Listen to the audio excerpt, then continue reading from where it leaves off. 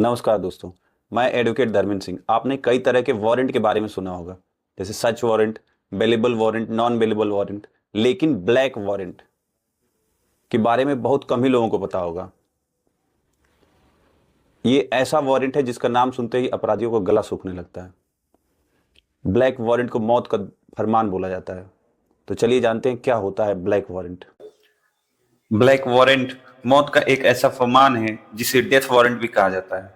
Black warrant भारतीय दंड प्रक्रिया संहिता सीआरपीसी में फॉर्म्स की एक सूची का हिस्सा है, जो 42वां फॉर्म होता है, जिसे warrant of execution of a sentence of death भी कहा जाता है, जिस पर किसी अपराध की जांच, साक्ष्य एकत्र करने, अभियुक्त को अपराधी ठहराने और उन्हें दंडित करने की प्रक्रिया विस्तार से लिखा जाता है।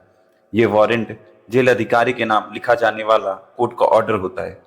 ब्लैक वारंट के पहले कॉलम में उस जेल का नंबर होता है जिसमें दोषी को फांसी दी जाएगी।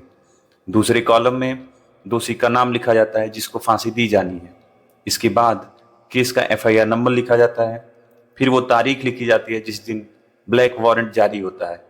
इसके बाद फांसी का दिन, समय और जगह के बारे में लिखा जाता है। ब्लैक वारंट में साफ साफ लिखा रहता है कि जिस गुनहगार को फांसी के फंदे पर लटकाया जा रहा है उसे तब तक लटकाया जाए जब तक उसकी मौत ना हो जाए। To be hang till death. इसके बाद आखिर में ऑर्डर देने वाले जज के सिग्नेचर होते हैं। दोषी को फांसी की सजा मिलने के बाद जेल प्रशासन एक डेथ सर्टिफिकेट भी जारी करता है, जिसमें बताया जाता है कि फांसी हो गई है। इसकी लिखित जानकारी कोर्ट को भी दी जाती है। कोर्ट से डेथ वारंट मिलने के बाद उसी वक्त के हिसाब से कैदी को सेल से बाहर निकाला जाता है, जो उस पर लिखा होता है। कैदी के आसपास हथियारबंद गार्ड होते हैं। कई बार कैदी फांसी के डर से इतना डर जाते हैं कि उसके पैर कांपने लगते हैं और वो चल नहीं पाता है। ऐसी सिचुएशन में गार्ड उसे कंधे पर उठाकर लेके जाते हैं। उसका चेहरा काले कपड़ों से ढक दिया जाता है ताकि उसे पता ना चल सके कि उसके आसपास आखिर क्या हो रहा है।